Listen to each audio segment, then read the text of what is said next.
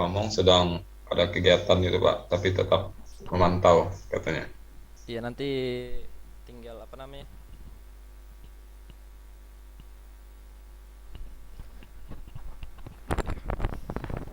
Wih, mantap. Kelihatan juga dua-duanya. Sip. Keren Pak, keren. Siap ke Oke. Ukraina itu Pak. Oke, Ini backgroundnya ceria banget, Pak. langsung mulai, Oke, Pak. siap. Siap, Jadi mantap, Pak. begini sebelumnya Bapak Ibu mohon berperan sebagai siswa kelas 1 SMK yang otaknya sudah agak bagus. Sudah agak Ya bisa Pak. berpikir. Bukan anak SMP lagi. Oke, saya mulai. Assalamualaikum Pak, warahmatullahi wabarakatuh. suaranya. Saya pegang saya. Oke, assalamualaikum warahmatullahi wabarakatuh. Waalaikumsalam warahmatullahi wabarakatuh. Jadi alhamdulillah untuk pertemuan kali ini kita masih semua diberi kesehatan dan keselamatan. Jadi ada yang sakit, anak adik-adik sehat semua ya. Sehat Pak. Alhamdulillah Sehat, sehat, Pak. Pak. Sehat Pak. Jadi sebelum kita mulai pelajaran pada hari ini, saya pengen satu orang pimpin doa dulu ya. Siapa ya? Alberto coba. Silakan pimpin doa dulu. Ya, ya Pak, siapa? Baik teman-teman, mari kita sebelum mulai pelajaran kita berdoa menurut agama dan percayaan masing-masing. Berdoa dimulai, berdoa selesai. Ya, terima kasih Alberto. Kemudian yang berikutnya itu saya ingin bertanya dulu sebelumnya. Kabarnya adik-adik bagaimana? Baik semua? Alhamdulillah Pak, sehat. baik, Pak. Baik, Pak. Ada yang merasa Sehat, tidak Pak. enak badan? Sehat, Pak. Sehat semua ya? Sehat, Pak. Sehat ya. Sehat, Pak. Sebelum kita lanjut ke pelajaran hari ini, saya ingin bertanya dulu tentang pelajaran yang kemarin. Ada yang masih ingat enggak pelajaran yang kemarin? Masak telur, Pak. Wah, bukan. Lumayan, Pak. Itu pelajaran Hormat, lain Bang. tuh. Jadi kemarin kan kita sudah merakit komputer ya. Kita sudah belajar bagaimana caranya merakit, memilih komponen dan sebagainya. Jadi untuk kesempatan kali ini kita akan masuk di pelajaran yang selanjutnya, yaitu kita ingin mencapai kita ingin mencari tahu kegagalan atau permasalahan yang ada pada komputer. Jadi kan pada saat kita merakit pasti ada kesalahan yang kita dapat kan, pasti ada error-errornya. Jadi pada kesempatan ini kita akan pelajari itu, kita akan cari tahu bagaimana caranya dan kita akan mencari tahu bagaimana solusinya. Jadi sebelumnya saya absen dulu ya. Bambang ada? Hadir, Pak. Mira ada, Mira? Hadir, Pak. Nur Aziza sakit ya? Sehat, Pak. Sehat Hadir. ya? Tadi Saya kenapa? belum sarapan doang, Pak. Belum sarapan ya. Maunya sebelum pergi sekolah sarapan dulu deh. Iya, Pak. Oke ya. Jadi kita masuk ya ke pelajaran hari ini. Silakan diperhatikan ya. Kemarin Bapak juga sudah bagikan sudah upload di Google Classroom itu. Lembar kerjanya dan materinya sudah Bapak upload. Jadi silakan nanti dilihat di situ ya. Nanti ada juga tugas di akhirnya. Oke, jadi pelajaran kali ini adalah tentang permasalahan pada perangkat keras komputer. Jadi kompetensi dasar yang kita pelajari pada kali ini adalah yang ini ya. Pertama itu kompetensi dasarnya adalah menganalisis permasalahan pada perangkat keras. Jadi bagaimana adik-adik bisa mengetahui atau menganalisa apa yang terjadi pada perangkat keras. Misalnya ada kesalahan-kesalahan, itu nanti kita akan pelajari di sini. Ini di indikatornya itu menentukan cara pemeriksaan, kemudian mendeteksi letak kerusakan komputer pada perangkat keras, itu akan kita cari tahu bagaimana caranya. Jadi mohon perhatiannya ya. Kalau ada yang tidak ditahu, silakan langsung angkat tangan, silakan bertanya supaya pertanyaannya tidak lupa nantinya. Kemudian yang berikutnya adalah kompetensi dasarnya itu adalah melakukan perbaikan pada perangkat keras. Setelah tadi kita analisa, kita cari tahu, yang berikutnya adalah kita akan melakukan perbaikan. Ini ya, di indikator pencapaiannya kita harus bisa memperbaiki kerusakan pada komputer tadi. Kemudian setelah diperbaiki, kita harus menguji dulu perangkat kerasnya, perbaikannya tadi. Setelah itu, kita buatlah laporan hasil perbaikannya tadi, seperti itu. Jadi kemudian tujuan pembelajaran pada kali ini yang pertama adalah peserta didik mampu menjelaskan bagaimana cara pemeriksaan perangkat keras. Peserta didik itu adik-adik ya, peserta didik adik-adik, atau kata lainnya itu siswa. Kemudian yang kedua itu peserta didik mampu mendeteksi letak kerusakan komponen pada perangkat keras. Yang berikutnya adalah peserta didik mampu memperbaiki kerusakan perangkat keras komputer. Kemudian yang terakhir itu adalah peserta didik mampu menguji hasil perbaikan pada perangkat keras. Setelah diperbaiki, harus diuji dulu. Jangan sampai nanti ada dapat servisan sudah diperbaiki, tidak dicoba dulu, langsung dikasih. Akhirnya nanti kalau dapat dapat error, sudah belum diuji, error, nanti dikomplain sama pelanggannya, seperti itu. Oke, berikutnya ya. Kata Thomas Alva Edison itu, kita tidak pernah tahu keberhasilan akan datang kapan dan di mana. Intinya terus mencoba dan pantang menyerah. Ini ada yang tahu berapa kali? Aduh, salah ini. Slide-nya tidak jalan Bapak Ibu. Sorry ya. Ini anggap saja ini tidak kelihatan ya. Ini harusnya berurutan. Siap Pak. Ada yang tahu berapa kali Thomas Edison melakukan percobaan dalam menemukan bola lampu? Lebih dari Banyak, satu Pak. kali, Pak. 9.999 Pak. Angkat tangan dulu satu-satu. Saya Pak. Ya, Bambang silakan. 1000 Pak. 1000. Salah. Saya Pak. Ya, silakan. Muksid, silakan Muksid. 2.000 Pak, 2.000. 2000 juga masih belum tepat, Muksid. Ada yang tahu lainnya? Saya, Pak. Saya, Pak. Siapa? Saya, Pak. Mulyadi, silakan Mulyadi. 5.000, Pak. 5.000 masih kurang juga. Masih terlalu sedikit. Oh. Yang lainnya ada yang tahu? Pak, saya, Pak. Iya, Zen, silakan Zen. Lebih dari satu kali, Pak. Ya, pastinya lah lebih dari satu kali. Berikutnya yang perempuan ini mana? Nur Aziza mana Nur Aziza? Pak. Ya, Pak. Berapa kali Nur 9.000, Aziza? Pak. 9.000.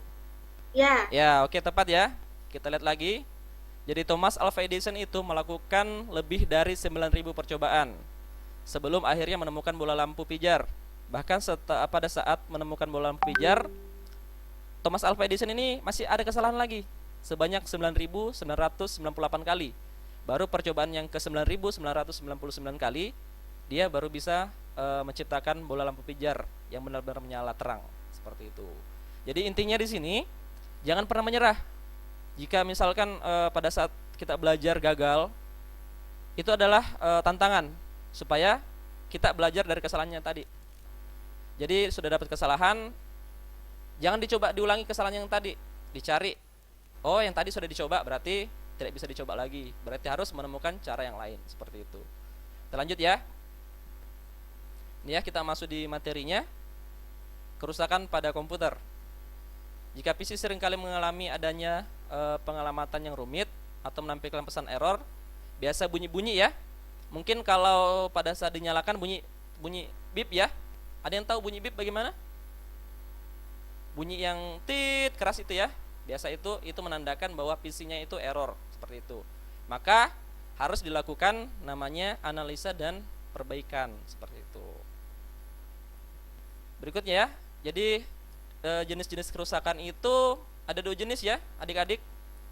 Yang pertama itu adalah kerusakan dari hardware-nya atau perangkat kerasnya sendiri, kemudian dari software-nya sendiri atau perangkat lunaknya sendiri, seperti itu. Jadi jangan asal tebak. Jadi harus dianalisa dulu, dicari tahu ini hardware-nya yang rusak atau software-nya rusak. Seperti itu ya, adik-adik. Ya Pak. Siap Pak. Oke ya, berikutnya ya. Pada materi pertama ini adalah kerusakan pada perangkat keras. Masalah yang sering dihadapi itu adalah penanganan yang serius, sulit dilokalisasi atau disebutnya tanpa tools yang tepat. Jadi kalau penanganan pada perangkat keras itu harus pakai alat ya, harus pakai obeng, kemudian harus pakai avometer. Jangan asal tebak, jangan asal pegang-pegang, akhirnya nanti kesetrum. Jadi harus pakai perangkat yang tepat, alat yang tepat supaya tidak rusak dan tidak mengakibatkan kecelakaan, seperti itu. Lanjut ya. Yang pertama ya, ini adalah salah satu contoh. Yang pertama adalah kerusakan pada power supply itu setelah PC dihidupkan tidak beraksi apa-apa, tidak ada lampu monitor, kemudian tidak ada lampu LED, kipas power supply tidak menyala, kemudian lampu indikatornya pun tidak menyala. Jadi solusinya itu yang pertama adalah kita periksa dulu kabel yang terhubung, apakah sudah tercolok atau belum. Kemudian periksa juga tombol on off-nya yang di belakangnya power supply biasa ya. Siapa tahu ada saklar atau switch-nya power supply, pastikan dalam kondisi on. Jadi jika sudah yakin semua terpasang tetapi responnya tidak ada, coba ganti kabel powernya dengan yang masih bagus, seperti itu. Jangan asal tebak bilang kita diagnosa yang lain, kita deteksi yang lain, kita mengira-ngira bahwa kerusakannya adalah power supply-nya, ternyata yang rusak cuma kabel powernya saja. Makanya kita urutkan dulu ya, dari pertama kan dari sumber listriknya dulu. Sumber listrik kan lewat dari kabel power ya, dari colokan, kemudian kabel power, kemudian di saklarnya itu kita urutkan dulu, jangan langsung di tengah-tengahnya. Kemudian yang berikutnya ini adalah ini ya, sama juga, solusinya beda. Saya next ya. Kemudian yang berikutnya adalah ini ya, catatan ya. Jika kerusakan hanya pada power supply saja, setelah Anda menggantinya, komputer akan bekerja dengan normal, kecuali jika ada masalah pada komponen lainnya seperti motherboard, VGA, atau memori. Jadi kalau komputer dinyalakan tidak nyala, itu belum tentu juga hanya pada power supply-nya, tetapi bisa jadi pada komponen yang lain. Makanya dicek tadi, pertama kabelnya semua, kelistrikannya apa semua. Kalau perlu dicek pakai avometer. Kalau sumber tegangannya tidak ada, berarti kerusakannya ada pada hal lainnya. Bisa jadi motherboardnya, atau VGA-nya, atau memorinya, seperti itu. Kemudian ini ya, jadi hebatnya komputer itu dia bisa mengeluarkan bunyi atau menampilkan pesan errornya melalui program yang namanya program BIOS itu. Jadi di program BIOS itu dia bisa mendeteksi kesalahannya dan memberitahu kepada kita, apa sih sebenarnya salahnya ini, apa sih masalahnya ini. Ya, seperti itu ya. Jadi semua motherboard tidak sama juga. Tidak semua motherboard punya bunyi yang sama atau tanda-tanda yang sama. Jadi tergantung jenis BIOS sama jenis motherboardnya, seperti itu. Ini ya, contohnya AMI BIOS. Di AMI BIOS itu ini ya, bip 1 kali itu menandakan bahwa RAM atau memorinya tidak terpasang dengan baik atau bisa jadi rusak. Ya, jadi cara perbaikannya ini bisa RAM-nya dicopot dulu, kemudian dibersihkan pakai penghapus. Nanti kita coba praktekkan ya. Bagaimana ya, Bambang? Pak. Ya. Iya, Pak. Nanti akan praktekkan dulu. Kemudian bip 6 kali itu kesalahan gate A20 menunjukkan adanya keyboard yang rusak atau IC gate A20-nya sendiri. Kalau bip 8 kali itu VGA-nya rusak atau grafikarnya rusak. 11 kali itu adalah checksum error baterai BIOS. Jadi solusinya kalau baterai BIOS itu diganti dengan yang baru, seperti itu. Oke ya, jadi materi kali ini seperti itu ya. Jadi kita langsung coba praktekan. Jadi sebelumnya saya bagi kelompok dulu ya. Saya mau pilihkan kelompoknya atau saya bagikan sendiri? Bagikan sendiri, Pak. Bagi sendiri ya, silakan pilih. Sendiri aja Pak, sendiri aja. Sendiri aja ya. Sendiri aja, Pak. Jadi Biar nyaman, Pak. ya, jadi kalau kita dalam sebuah tim itu nggak boleh pilih-pilih. Jangan pilih-pilih teman.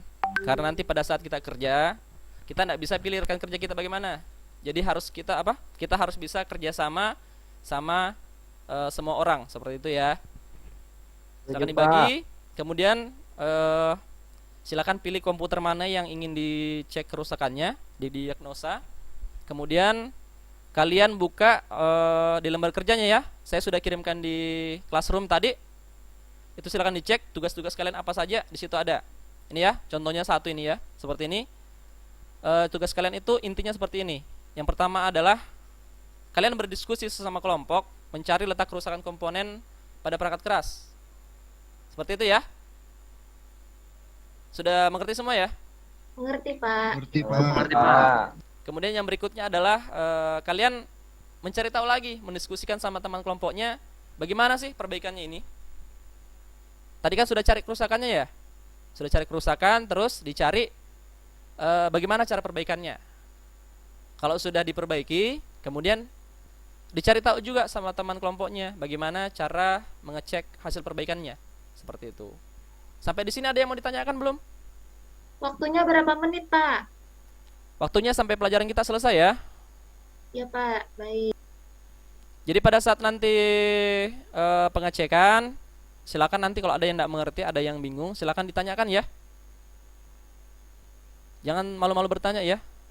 Kata orang itu Ya, malu Pak. bertanya sesat di jalan. Siap. Jangan malu bertanya, jalan terus ya.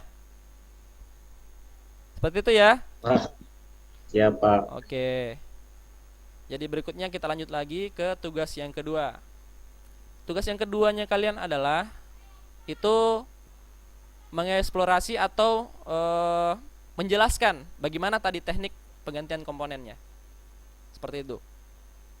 Jadi kalian nanti buat laporan dan kalian akan presentasikan di depan kelasnya kalian tadi kerusakannya apa saja, kemudian menjelaskan bagaimana cara penggantian komponennya. Seperti itu. Kemudian yang berikutnya adalah menjelaskan juga bagaimana caranya kalian menguji perangkat keras tersebut, perbaikannya. Apakah sudah diperbaiki atau belum, atau masih sama saja, seperti itu ya. Untuk lebih jelasnya tadi lembar kerjanya itu sudah saya bagikan ya. Semua ada di classroom seperti itu. Sudah dicek semua classroomnya? Sudah Pak, Pak. Sudah ada, Pak. Ya, Pak. Sudah ada ya. Nanti silakan didiskusikan. Saya kasih waktu untuk berdiskusi ya. Nanti kalau sudah ada yang selesai, silakan angkat tangan, langsung maju diskusikan. Maju ya, presentasi hasil perbaikannya. Oke ya, silakan ambil komputernya dan kalian berdiskusi dan cari tahu kerusakannya komputer. Oke ya. Silakan. Siap, Pak.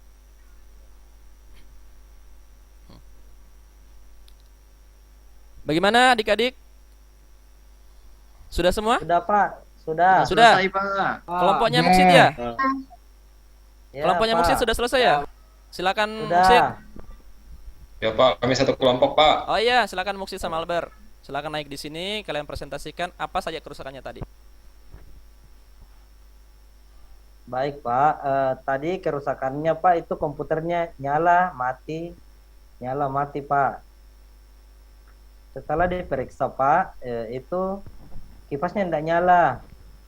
Itu Pak. Jadi tadi apa kerusakannya didapat? Komputernya menyala mati Pak. Itu berulang-ulang Pak. Setelah Didiagnosa sebagai dicek, apa? Iya. kipasnya tidak menyala Pak. Kipasnya. Jadi tadi apanya rusak itu? Yang didapatkan tadi apa yang rusak? Kepanasan Pak. Prosesornya kepanasan. Prosesor kemanasan. Ya, overheat kayaknya Pak. Overheat ya. Ya. Fan-nya tidak menyala, Pak. Fan-nya tidak menyala. Oh, makanya overheat ya. Teman-temannya ada yang ingin bertanya? Dari kelompok lain silakan.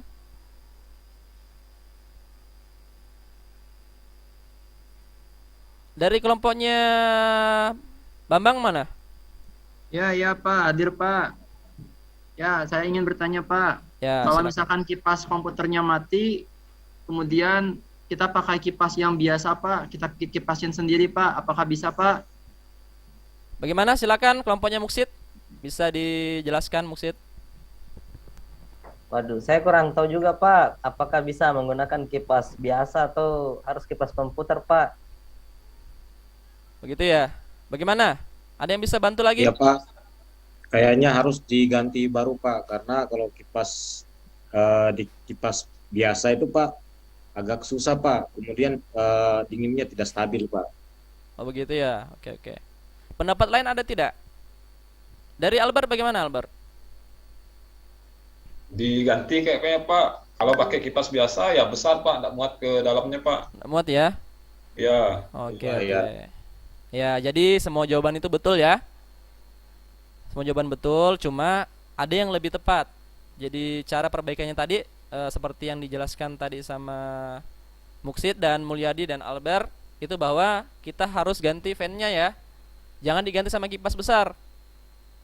Memang efektif diganti sama kipas besar, tapi tidak efisien karena makan banyak ruang seperti itu ya. Bambang ya, mengerti Bambang? Ya Pak, mengerti Pak. Iya iya, oke oke. Bagaimana, ada lagi dari kelompok lain?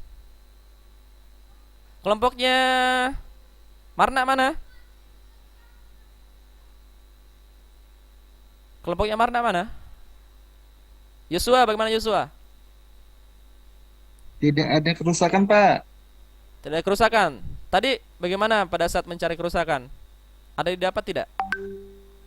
Pak, Belum selesai. Diselesaikan ya. belum selesai, Pak. Ya. Ya, sambil kita diskusi-diskusi. Kelompoknya Nur Asisa bagaimana? Saya satu kelompok sama sama Yosua, Pak. Nggak ada kerusakan, aman, lancar, Pak. Muhammad Nur bagaimana Muhammad Nur? Aman, Pak. Oke ya. Jadi kesimpulannya tadi di kelompoknya Muksid sama kelompoknya Albert itu bahwa kerusakannya itu pada keyboard prosesornya ya, pada prosesornya yang overheat dikarenakan kipas prosesornya itu mati. Jadi penanganannya itu adalah mengganti prosesornya, kipas prosesornya ya. Kemudian dikasih pasta ya, thermal pasta supaya panasnya bisa diserap dengan baik seperti itu. Oke ya, terima kasih. Tepuk tangan dulu untuk penampilan dari kelompoknya Albert dan kelompoknya Mursid. Prok. Oke ya, yang berikutnya kelompok kedua ya, kelompoknya Nur Asisa, silakan.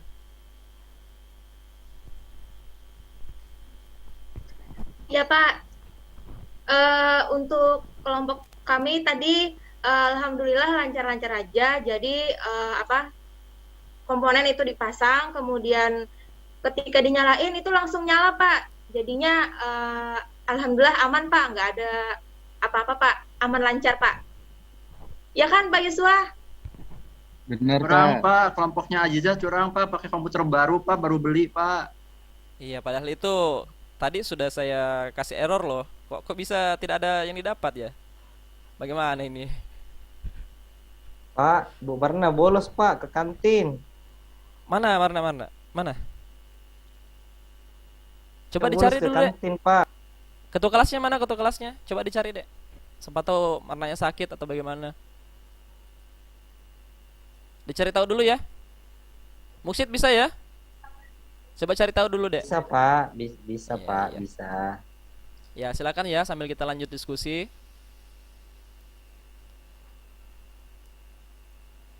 Oke ya. Terima kasih untuk penampilan hari ini adik-adik. Diskusinya sangat menarik. Jadi apa yang bisa didapat dari sini adik-adik? Ada yang bisa Banyak, jelaskan Pak. nggak?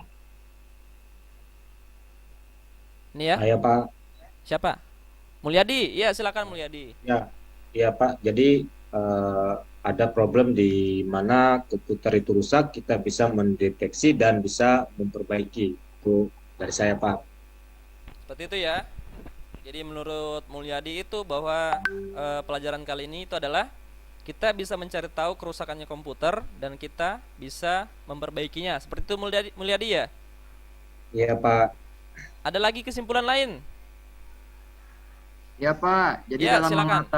mendeteksi kerusakan komputer tidak boleh asal Pak, harus menggunakan prosedur yang tepat. Ya, betul-betul. Jadi kalau kita mencari tahu kerusakan komputer atau mendeteksi kerusakan komputer itu jangan asal tebak ya. Jangan asal kayak dukun tiba-tiba yang ambil orang dekat itu, orang dekat. Jangan seperti itu ya.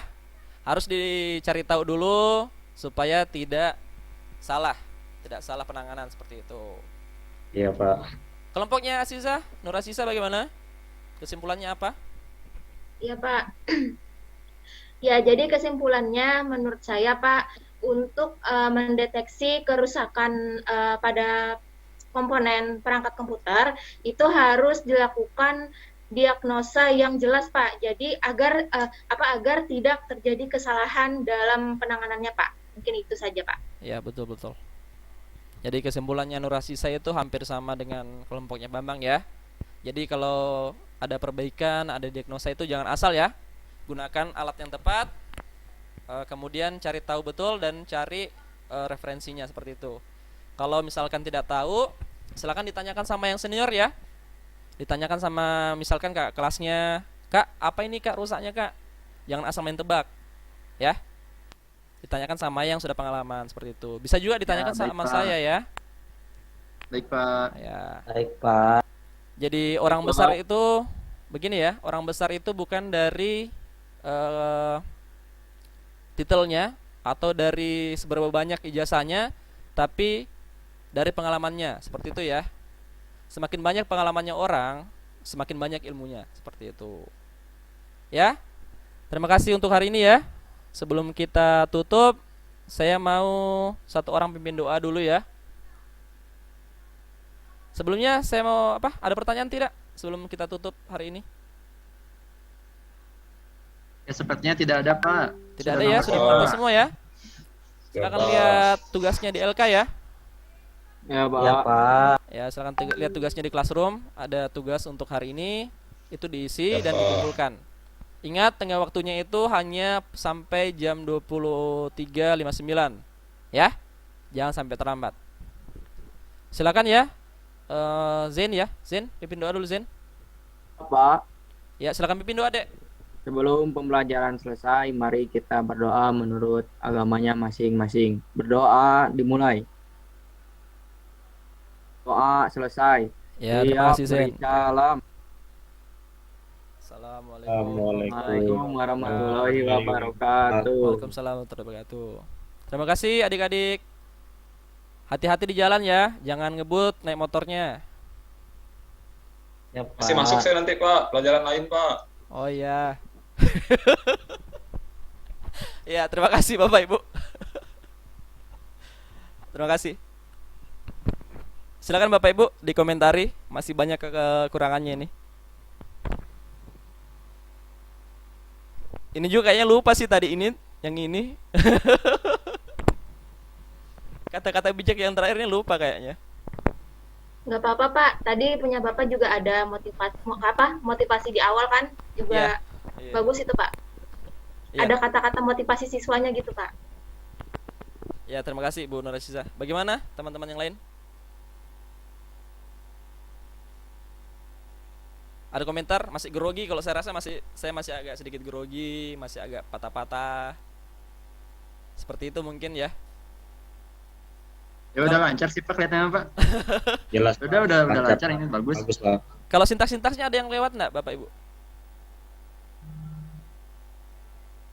Ya, mungkin tadi hampir ada yang lewat, cuman keburu ingat mungkin Bapak tadi ya. Iya kayaknya. Iya Pak. Ya udah aman berarti Pak. Iya. Terima kasih banyak Bapak Ibu. Iya Pak. Selanjutnya saya stop share ya. Iya. Silakan yang selanjutnya. Pak Bambang kayaknya ya, habis saya. Saya ya. Iya, silakan Pak Bambang. Pak Bambang ini ahli nih. Ahli Aupu Pak. Amin. Silakan Pak. Marnat dari mana ini? Bolos ya? Maaf Pak. Tadi disuruh cari Pak Musin. Pak lapar. Saya dapat di Makan, Pak, kantin, di Pak. kantin. Kantin. Lain kali pakai tekniknya Pak Muksid tadi tuh, pakai bunsin. Makan di mana Pak? Silakan Pak Bambang. Oke, kalau gitu saya mulai ya, Bapak Ibu. Iya, silakan. Assalamualaikum warahmatullahi wabarakatuh. Waalaikumsalam warahmatullahi wabarakatuh.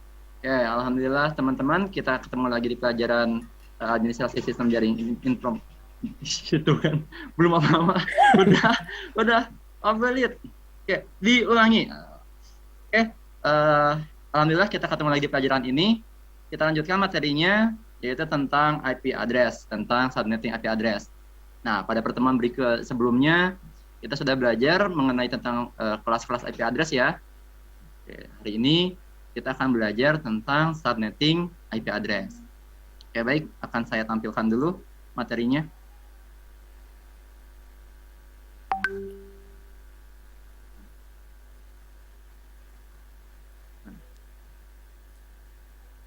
Subnetting mana? Ini aja ya. So.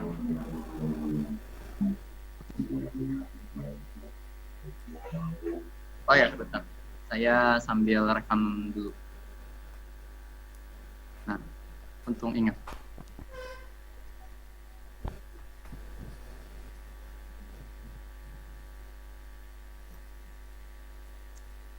Oke, baik. Nah, sebelum kita mulai ke materi, gimana kabarnya teman-teman semua? Sehat? Sehat, Pak. Alhamdulillah. Puji Tuhan, Ya, ya, sehat alhamdulillah semua ya. sehat, Pak. Udah Sehat, sarapan sehat. semuanya? Belum. Belum Pak, Oh, kok udah belum? lobet Pak. Tadi kan istirahat dulu. Nah, nanti lagi sarapan dulu ya, sebelum pelajaran. Nah, supaya Punya nanti uang, waktu Pak. pembelajaran bisa Nggak ada konsentrasi, uang, Pak. nggak mikirin makanan. Nggak ada uang, Pak. Gak ada uang, ya minta ke orang tuanya. Orang tua Bapak saya kan susah, orang tua Pak. saya, Pak. Saya minta, Pak. Oh iya, saya lupa ya, kamu anak saya ya. Oke, baik. Oke, itu tolong dirapikan dulu itu. Kok ada sampah di sana? Dibersihkan dulu, tolong. Siap, sudah, Pak. Sudah. Oke, sudah bersih ya. Oke, baik. Kalau begitu, ya Bapak Ibu, kalau misalkan tampilannya seperti ini, ada kolom hitam yang menghalangi nggak? Aman, Pak. Ada, Pak. Atau muncul Nggak juga ada, mukanya? Aman sih. Aman ya udah. Oke, sip ya. Baik. Silakan dipimpin dulu oleh KM. Zain, tolong dipimpin doa dulu, Zain. Siap, Pak. Sebelum memulai pembelajaran, mari kita berdoa menurut agamanya masing-masing. Berdoa dimulai. Ya, berdoa selesai. Ya, terima kasih Zain. Ini KM andalan kita ini.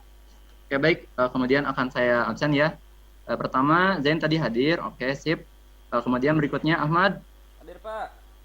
Ya, sip. Hadir ya. Hadir semua ya. Oke, sip. Kalau begitu, saya mulai. Nah, hari ini sesuai dengan target kita akan mempelajari materi berikutnya yaitu tentang subnetting. Tujuan pembelajaran kita kali ini yang pertama, kalian dapat memahami pengertian dan konsep subnetting, yang kedua dapat melakukan perhitungan subnetting, kemudian dapat menerapkan subnetting, yang terakhir dapat mempresentasikan hasil subnetting. Nah, nanti Bapak akan bagi kelompok, nah kemudian kalian nanti akan duduk berkelompok supaya untuk memudahkan nanti pengerjaan permasalahannya. Mana tanya, Nah, Pak? nanti saya bagikan kelompoknya ya. Kelompok pertama itu Zain dengan Ahmad. Kelompok 2 dan seterusnya silakan menyusul, mengikuti sesuai absen. Oke, silakan duduk berkelompok ya. Sudah Pak. Ya, Pak. Udah, Pak. Mana tanya? Kalau begitu tanya saja. Oke, silakan disiapkan buku catatannya, kemudian dituliskan apabila ada yang ingin ditanyakan. Nanti baru ditanyakan di akhir pembelajaran. Oke, rencana kegiatan kali ini yang pertama itu mempelajari pengertian, konsep, dan manfaat subnetting. Yang kedua mempelajari cara menghitung subnetting. Yang ketiga nanti kita akan mempraktikkan subnetting dan kemudian mempresentasikan hasil subnetting yang sudah dilakukan. Yang pertama, pengertian subnettingnya dulu ya. Subnetting menurut arti kata itu terdiri dari tiga suku kata. Ada sub, net, dan ing. Nah, subnya itu adalah bagian atau cabang. Yang kedua, netnya itu adalah singkatan dari network. Kemudian yang ketiga, ingnya itu adalah imbuhan dari bahasa Inggris. Artinya melakukan. Nah, berarti secara harfiah, arti kata, subnetting itu adalah membagi suatu jaringan. Dari satu jaringan yang besar, kemudian kita bagi-bagi, kita pisah-pisahkan menjadi bagian-bagian yang lebih kecil. Nah, begitu intinya. Ya, selanjutnya tujuan dan manfaat subnetting. Nah, tentu saja di dalam melakukan subnetting ini ada tujuan yang akan kita capai. Pertama itu untuk mempermudah pengelolaan jaringan. Yang kedua mengefisienkan alokasi IP address. Yang ketiga meningkatkan kinerja jaringan. Yang keempat meningkatkan keamanan jaringan. Oke, saya lanjut dulu. Ya, di sini Yang pertama itu tentang jenis-jenis subnetting. Nah, dari subnetting sendiri itu terbagi menjadi dua jenis, yaitu ada classful, yang kedua ada classless. Kemudian classless juga terbagi menjadi dua, ada FLSM, yang kedua ada VLSM. Nanti kita akan bahas satu persatu. Oke, yang pertama yang tentang classful. Nah, ini yang waktu minggu kemarin kita sudah pelajari tentang IP address. Nanti waktu kemarin IP address itu kan sudah kita pelajari ya, bahwa terdapat ada beberapa kelas, ada 5. Nah, kemudian dari kelima itu yang paling sering digunakan itu hanya 3, kelas A dan C. Itu yang classful, menggunakan kelas IP address-nya. Nah, sedangkan yang classless itu tanpa kelas berarti. Nah, maksudnya membagi jaringan pada kelas dan sama, beda dengan yang tadi. Kalau kelas yang tadi itu kelasnya beda-beda, kalau yang classless itu pada kelas dan network yang sama. Oke, selanjutnya, nah ini ada contoh untuk pembagian subnetting menggunakan metode yang classful. Nah, misalkan di sana ada ilustrasi, ada 4 komputer. Nah, kemudian terhubung ke dalam satu buah switch. Nah, PC 1 dan PC 2 kita kasih IP address kelas A, sedangkan PC 3 dan 4 kita kasih IP address kelas B. Nah, maka nanti di sana akan terbentuk 2 buah jaringan. Jadi satu jaringan yang besar kita bagi 2, antara PC 1 dan 2 dengan PC 3 dan 4. Ini kalau kita menggunakan yang classful. Selanjutnya,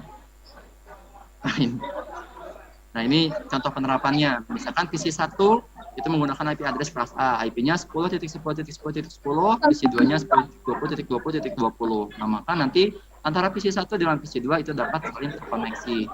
Nah, kemudian yang PC 3 dan 4 itu kita kasih mereka IP address kelas B. Nah, sehingga nanti antara kelompoknya PC 3 dan 4 yang saya kasih warna hijau itu hanya bisa terkoneksi dengan yang kelas B juga, tidak bisa dengan kelas A yang warnanya biru.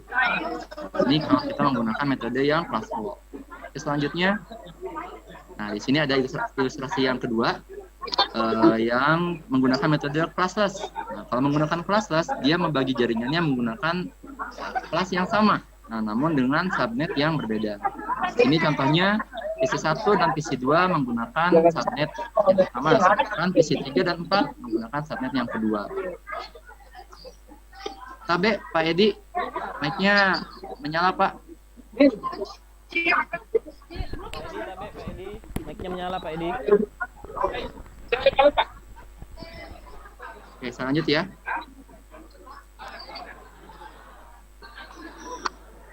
Oke, pembahasan berikutnya yaitu tentang subnetting kategori yang classless. Yang classless tadi kita sudah singgung di awal.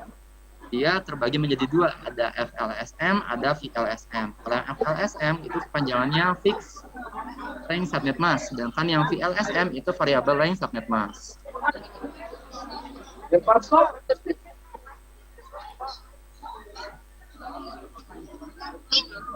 Yang pertama FLSM, Fixed Length Subnet Mask. Nah, dia itu intinya membagi jaringan dengan jumlah yang tetap atau fix. Misalkan ada fixed, berarti fix itu artinya tetap. Nah, berarti menggunakan metode FLSM ini kita akan membagi jaringan dengan jumlah yang sama rata pada setiap subnetnya. Nah, kemudian kalau kita menggunakan metode FLSM ini juga, maka tidak mempertimbangkan kebutuhan jumlah host. Kemudian kekurangannya yang lain yaitu akan banyak IP yang tidak terpakai apabila kita menggunakan metode yang FLSM. Berbeda dengan yang kedua yaitu VLSM. Nah, VLSM ini kepanjangannya Variable Length Subnet Mask.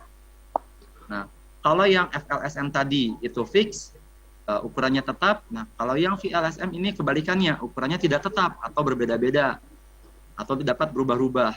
Nah, itu disebutnya variabel. Variabel itu kan dapat berubah-ubah tergantung dari kebutuhan jumlah host. Nah, maka kalau menggunakan metode yang VLSM ini, maka nanti kita akan bisa menyesuaikan dengan jumlah kebutuhan host. Hostnya butuhnya berapa, nah kita bisa sesuaikan ukuran subnetnya. Nah, maka kelebihan yang lain, kalau kita menggunakan metode VLSM ini, maka akan tidak banyak IP yang tidak terpakai. Penggunaan IP-nya menjadi lebih optimal. Gitu. Nah, ini contoh ilustrasi perbandingan antara FLSM dengan VLSM. Nah, pada bagian gambar sebelah kiri itu FLSM. Nah, maka nanti ukuran subnet yang satu dengan subnet yang lain itu ukurannya akan sama. Nah, maksudnya sama ini berarti nanti jumlah IP-nya sama, jumlah host per subnetnya juga sama. Nah, seperti itu. Berbeda dengan yang sebelah kanan, yang VLSM. Nanti kita dapat menyesuaikan dengan kebutuhan jumlah host. Misalkan ketika di subnet 1 itu jumlah hostnya lebih banyak, membutuhkan jumlah host yang lebih banyak, maka kita bisa sesuaikan. Kemudian apabila ada network yang lain, subnet yang lain yang membutuhkan jumlah host yang lebih sedikit, contohnya di sini subnet yang ketiga dan keempat, nah, maka kita bisa sesuaikan juga seperti itu. Oke, selanjutnya di sini saya akan memperagakan contoh perhitungan subnetting yang menggunakan metode FLSM terlebih dahulu. Oke, di sini ada terdapat sebuah soal. Hitunglah subnetting menggunakan metode FLSM dengan IP berikut. IP-nya 192.168.1.0. Prefix yang digunakan adalah prefix 25. Oke, langkah pengerjaannya. Yang pertama, seperti ini, membuat bit biner dulu, deret angka 1, sebanyak jumlah prefix yang sudah ditentukan tadi ya. Kemudian sisanya diversih angka 0. Ya, setelah dapat itu, langkah kedua itu adalah menghitung jumlah network. Dengan rumusnya network itu 2 pangkat n, yang mana n ini adalah banyaknya angka 1 pada oktet host ID. Karena tadi angka satunya itu hanya ada 1 pada oktet host ID, maka 2 pangkat 1, maka hasilnya adalah 2 network. Ya, selanjutnya langkah ketiga itu menghitung jumlah host pada per subnet dengan rumusnya 2 pangkat H dikurangi 2. H-nya itu adalah banyaknya angka 0 pada oktet host ID tadi. Maka nanti berarti menjadi 2 pangkat 6. 7. 2 pangkat 7. Nah, dikurangi 2, maka nanti hasilnya adalah 126 host per masing-masing subnetnya. Oke. Kemudian langkah yang keempat yaitu kita tinggal menghitung tabel IP, membuat tabel IP-nya. Nah, di sini teman-teman tolong perhatikan ya. Jangan ada yang ngobrol. Yang belakang itu yang belakang. Iya, Pak. Oke, pada slide berikutnya. Pak. Kita juga terganggu, Pak.